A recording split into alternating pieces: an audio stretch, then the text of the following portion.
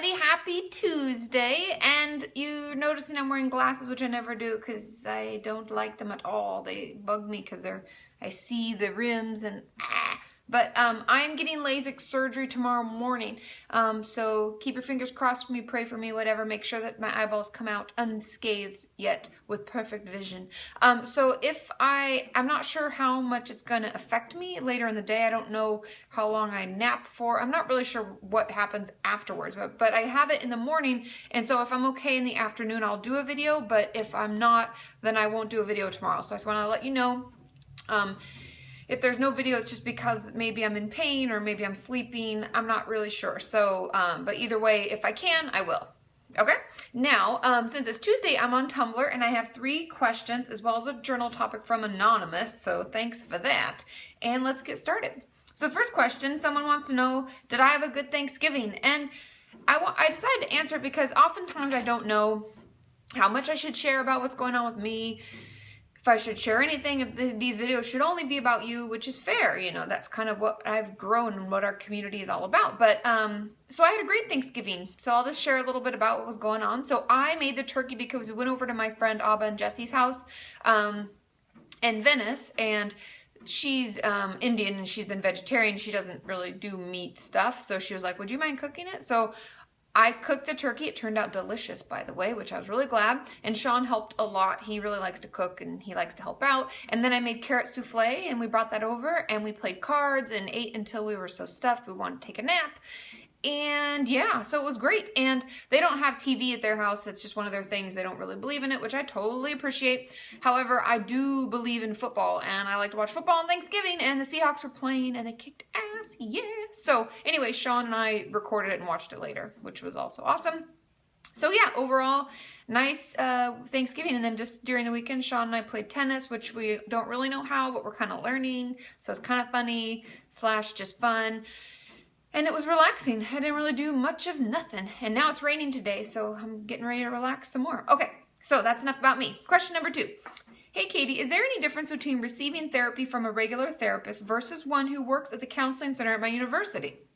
These college counseling services are free to me, paid through tuition, but according to their website, it looks like they only do work on a short-term basis. I was just wondering if you can get the same level of care here at my university as I would if I saw someone not affiliated with the school. Thanks. Now, I wanted to talk about this because I've had many clients have trouble doing this. I try to transition some of my clients when they go to college, let's say out of state, and so I can't really see them and we'll do phone sessions, but it's not as good. And I'm like, go to the counseling center, see somebody. But it is true they only work on the short-term basis. So I think maximum amount of sessions you can get is like 10. However, there are caveats to that. I've had many clients that are really struggling. Let's say in their past history they had an eating disorder, a really bad depression, suicidality, anything like that. If it gets bad and they actually are worried about you, they will extend your sessions. They always can extend them. They make it sound like they can't. That's a lie because it's under like our standard of care means we can't just like abandon you when you're not doing well. So they kind of have to. But you could get a better, I don't know if I'd say level of care, but a better consistency of care if you go to someone outside of school. However, when my dad passed away, saw a therapist at my grad school, and she was amazing, and I saw her for a really long time, probably like 3 to 4 months every week. So like I said, they can't extend them, but if you're looking for a long-term therapist, I would encourage you to seek it outside the school because they try to get you out as quick as they can, and the second you're doing well, boom, they might not make another appointment, okay? Question number 3. Hey, Katie, yesterday I told my therapist about my compulsive need to exercise. It was really hard for me. She brushed it off and told me it wasn't a problem. Is it normal for me to feel angry and invalidated about it as I do? It's not really the first time. She tells me a lot of the things that I'm struggling with are normal and they're not a problem. I don't even really want to see her again, and I'm not sure if all of this is a red flag. So, oh, and it says please answer privately. And just so you guys know, unless you say like use my name, I never use people's names and I would never answer anything, any question on Tumblr. I would never post it. I answer all things privately unless they're anonymous, because then obviously they're forced to post because you don't know who it is.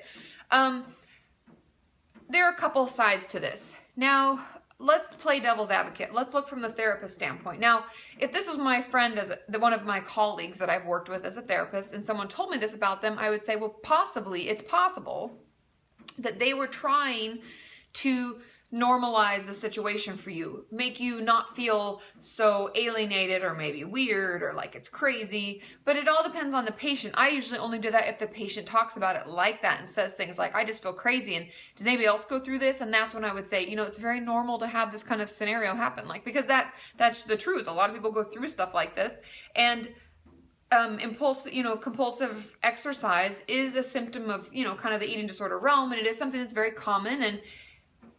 But brushing it off is where I am like, is not a good sign. And I would think it's maybe a red flag that maybe this therapist doesn't quite understand eating disorders or compulsive exercise or what that feels like and how hard it is for us to speak up about it or to share it for the first time. And so maybe that's just an indication that they really don't understand that realm of mental health. Not everyone knows it. I mean, I don't know about everything. I'm not a specialist in everything. One of the things I know the least about, to be truthful, is the autism Asperger spectrum, whatever you want to call it now, because they're just calling it all the spectrum. But I that's not my specialty. I worked in it when I first started, and I haven't done much since then. So there are certain things that people will say, like, I'm better at this and I'm not as good at that, and maybe that's just an indication that what you're needing help on isn't something that they specialize in. And so maybe it's not a good fit. That I would, from the get, say, if I don't feel validated, if I feel like they don't really get me, they're not understanding me, when I put myself out there, there's no like, wow, thank you so much for telling me that, and like validating it and helping me process through it, then I'd probably want to find someone that's a better fit for me. So those are my thoughts on it. Think about it, take some time, and then make a decision that's best for you in your recovery. Trust me, as a therapist, we don't take it personal. It's just what's best for you, okay? Now, the journal topic says, and this is a really good quote, so are you ready? I wonder how much of that weighs me down is not mine to carry. So I wonder how much of what weighs me down is not mine to carry.